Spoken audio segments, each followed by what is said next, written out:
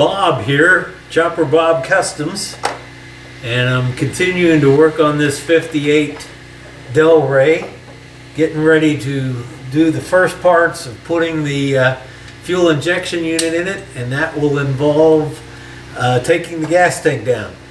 I've already gone ahead and siphoned most of the gasoline out of it. I'm going to go ahead and pull out, I'm going to pull out the drain plug, and hopefully there's not much fuel in here. I siphoned it two ways. I siphoned it out of the filler tube, and I siphoned it out of the fuel line up to the fuel pump. So the one up to the fuel pump should have got a lot of the fuel out of it, but obviously there's still some coming out of it now, and but it's starting to get pretty thin. So we'll get that going. With the tank drained now, I'm going to go ahead and put the plug back in it, because there's probably still just a little bit of gas in there. I don't want it dripping in my eyes or my mouth.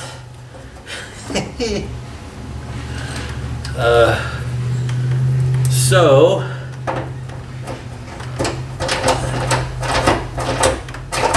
just snug that up. Doesn't have to be good and tight.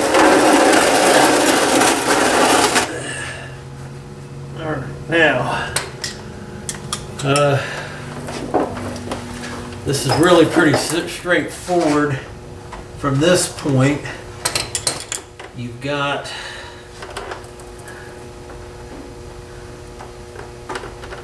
a ground wire, and you've got I'm gonna have to go get a wrench.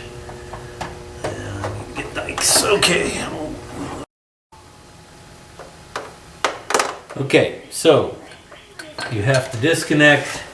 There's a ground wire that goes to the sending unit, and then there is a wire that goes to the gauge from the sending unit. You got to disconnect both of those. Some cars, you don't have the two wires, you just have the one that goes to the gauge. But on this one there are the two wires. So I'm getting those disconnected. And there's something wrong with the sending unit or the gauge on this car, so I'm going to have to check that out. And then you disconnect your fuel line, and it should be dry by now. We'll see if I take a gas bath. Oh, that baby's been on there. Wow. Come on. There we go. Sometimes these can be stubborn.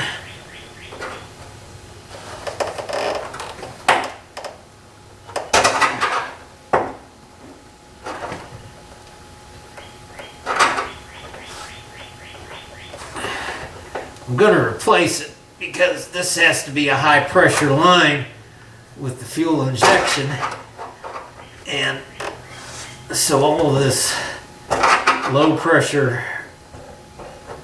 rubber line is going to have to be replaced. No fuel.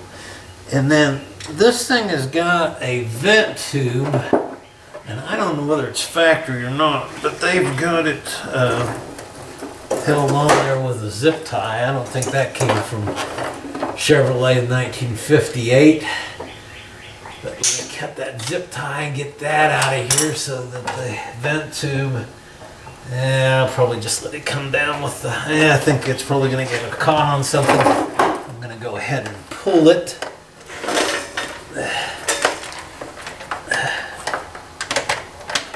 I probably don't absolutely have to, but I figure the minute I don't, it'll probably get hung up on something while the tank's coming down. And here again, if I remember correctly, the Phytech unit has a vent port on the top of the adapter, and the you won't be needing this type of vent anyway. And they don't have any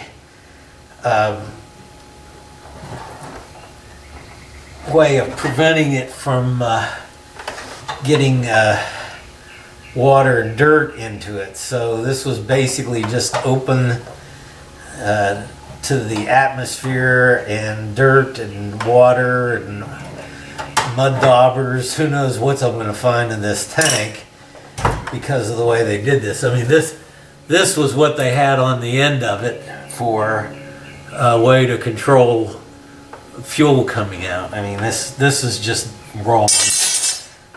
So I don't know whether that's OEM or not, but back in the day, they didn't necessarily last as long as they do today, and that's part of the reason. Oh, somebody had air shocks on this at one time.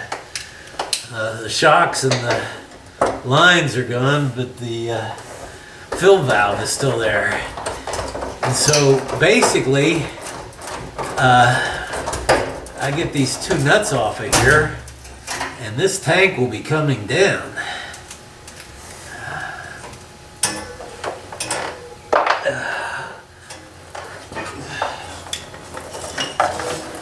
Can do this without.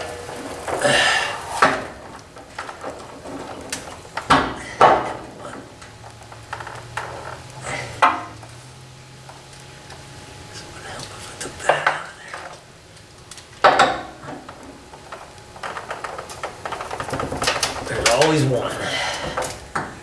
Okay.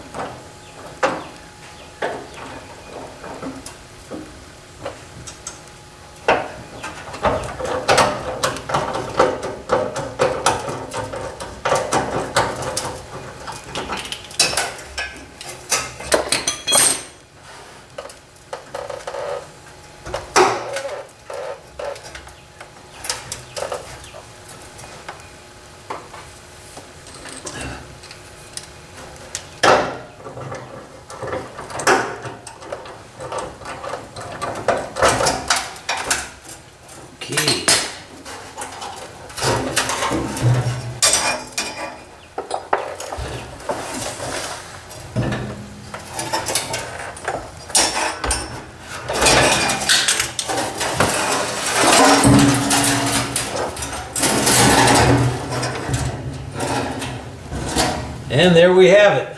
The tank is out. Let me get this paused and I'll go reposition the camera so we can take a closer look at this. Okay, time to take your Dramamine. I'm going handheld. Got the tank out. Now it's time to take a look and see what we got. Took the 5 bolts out that holds the sending unit and fuel pickup in it. I don't know whether I found the problem with the fuel sending unit gauge problem, but there you can see a big old crack in the float. It's hard to say what happened here or how old this is. I don't see any identifying marks on it, but on the whole, other than that crack, and the gasket is in pretty sad shape, I mean, it doesn't look horrible. There's those electrical connections I was talking to you about. The ground is the one that is the spade connection, and then the wire to the gauge is the threaded one. You can see from the dirt that's accumulated on it that it's been on there for a while anyway. But on the whole, I've seen lots worse. Of course, that crack in the float, it's going to require a new float. I'll have to do an ohm check on the actual sending unit, which is right here, to check and see what kind of, look, it's popped open there. I don't know whether that happened over time or whether it didn't happen when I was removing it. It may have happened when they installed it. At any rate, now, what I found so far on the tank is that it has a part number, and it was made in Canada. The GM48 is almost indicative of a Tanks Incorporated part number. I'm going to have to go check the 005000620W number and see if that means anything. But I know the tanks number for this car is a 48A-V. I don't remember whether it starts with GM or not. The -V indicates that it's ready for a fuel injection pump.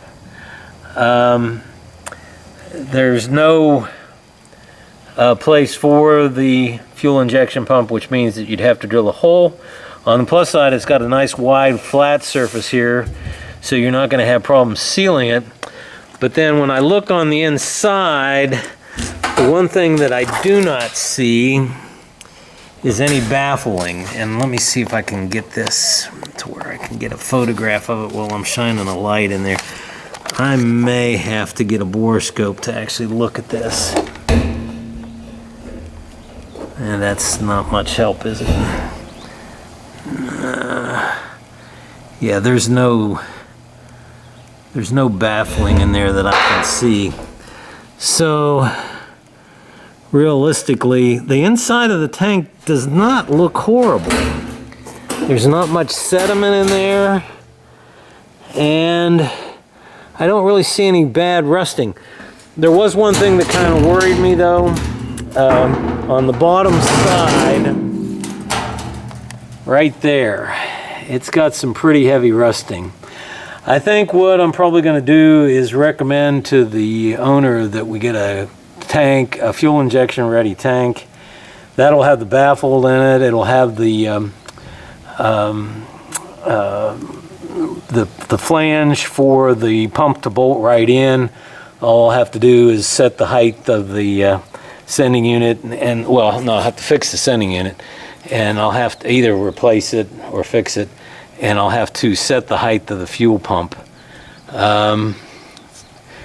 This one's sort of iffy. I mean, for a if it weren't for that one spot right there,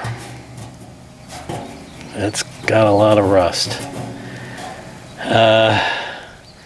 I mean, this might be serviceable for a year or two, but I think for a fuel injection unit, I think it's going to be best to replace it. So, let me go do some research, and I'm probably going to come back out this afternoon and get prepped for pulling the engine out. So I'm going to make this one video, so I'll be a while, but for you it won't take any time at all for me to start on the next segment of it. The new fuel tank, new sending units on order, so that will be in next week. So what I need to do now is start tearing it down, getting ready to pull the engine out. And so the first thing that we need to do on that is take the negative cable off the battery so nothing gets out of hand and burns the car to the ground. So the negative cable's disconnected. Next thing to do is drain the liquid out of the radiator. It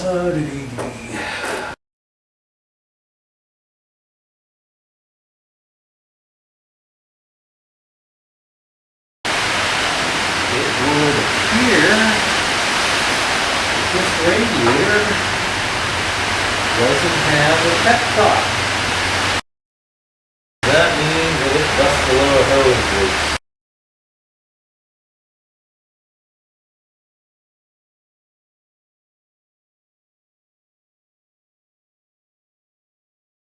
Already had my gasoline bath. I guess I'll take my antifreeze bath.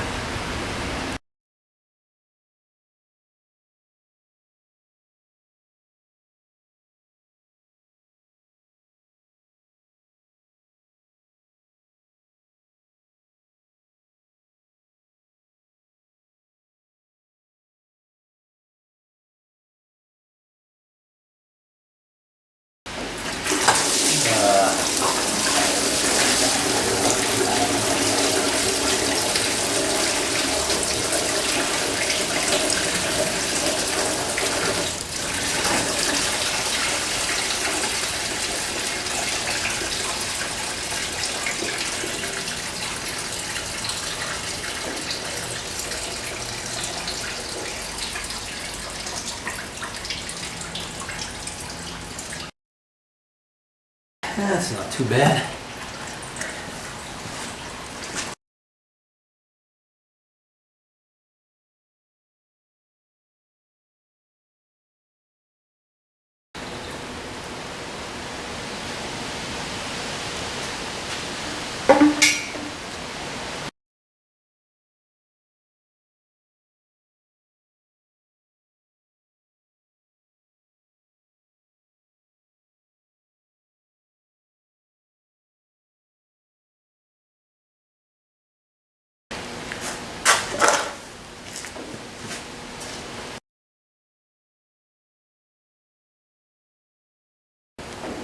Okay, with that, the radiator hose and the heater hoses are disconnected from the engine.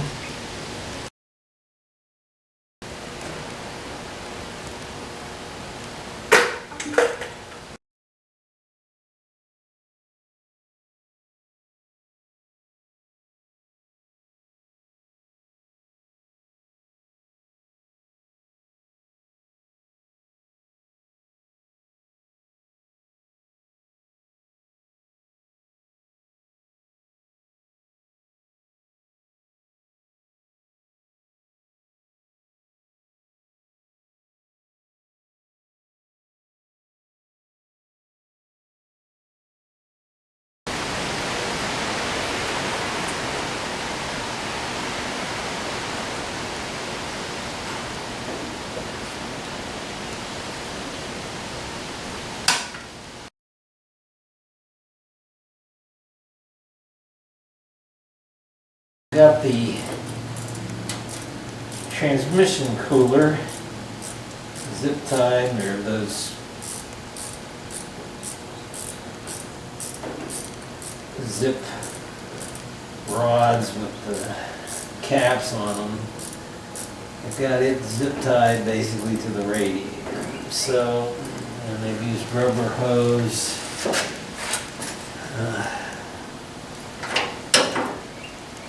To get it to it. Bad thing about doing it this way, there's lots of bad things about doing it this way, but the biggest thing you run into is the fact that now I'm trying to get the hose loose. Not only am I having to work against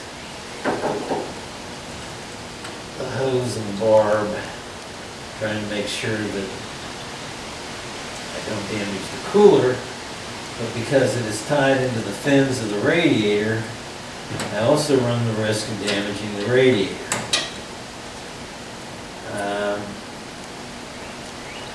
I know a lot of guys mount them this way, and they get away with it, but as for me, I'm not a big fan. I'm not saying I haven't done it a couple of times on some stuff, but not on a nice build like this.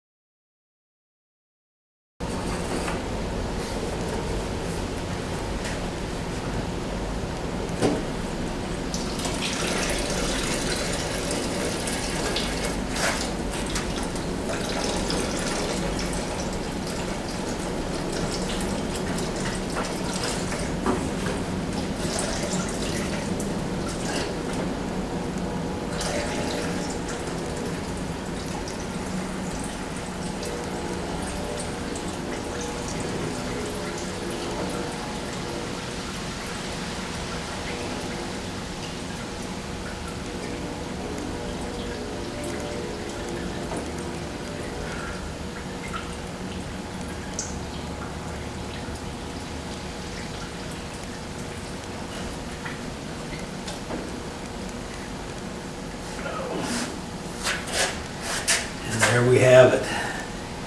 I don't think there's any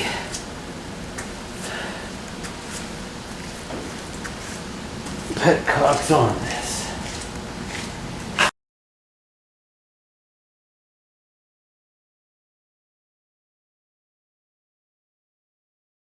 Okay, so that disconnected the alternator and the electric choke.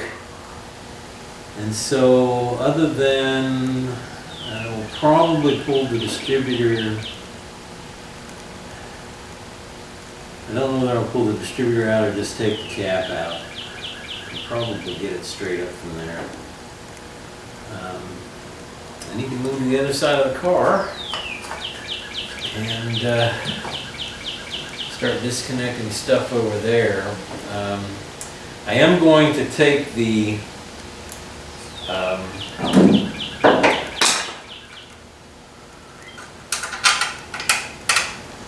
compressor off of the engine so I can set it aside so I'm not going to break the system open.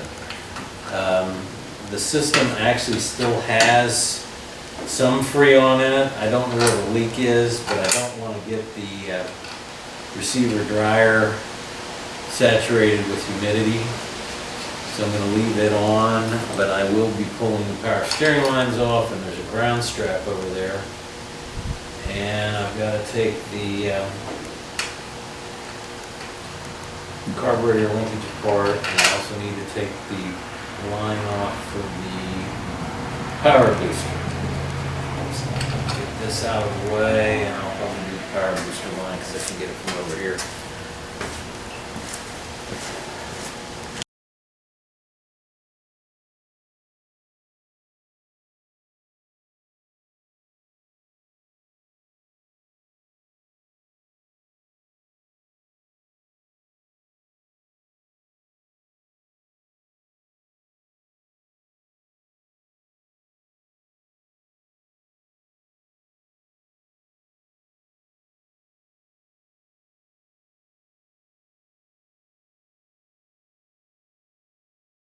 So I've got the carburetor linkage disconnected, and that's too big, it's too small.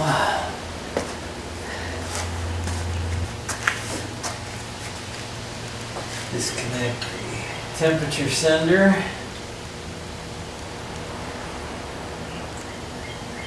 I'm still wrong.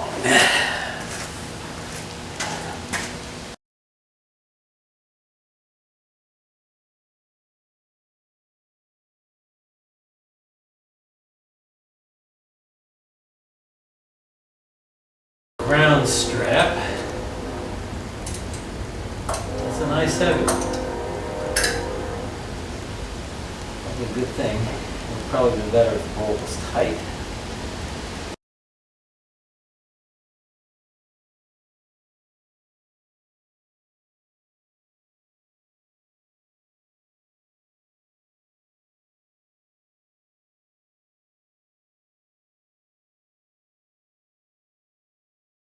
Well, I stopped the recording for a little bit.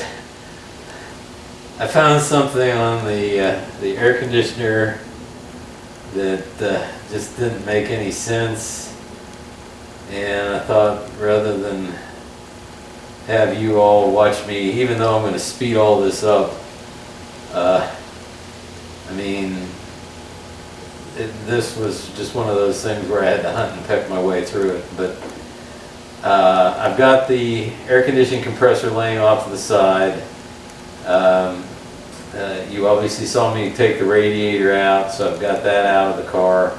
Basically, the only thing left on the top side here that I need to deal with is I need to disconnect the power steering hoses, and I need to address the alternator and the oil pressure gauge, and probably the top two bolts on the bell housing. And then I'll have to jack it up and undo the bottom, and then it's going to be ready to pull. I'll have to get the hood off of it. But basically, I've got to pull the motor mount bolts, so I've got to do that. And if what I've found so far is any indication, I'll probably have to take the fuel pump off to get the right motor mount bolt out, because they probably didn't install it from the back side. Anyway, I need to disconnect the starter wires as well. But for now, I'm going to be calling it a day. Got to go in and take care of some other business I've got to do. But before I do, I'm going to do this off camera. I'm going to see if I can figure out what brand of air conditioning this is, and see if I can't find instructions on how all this bracketry is supposed to work, because they have it, I don't know.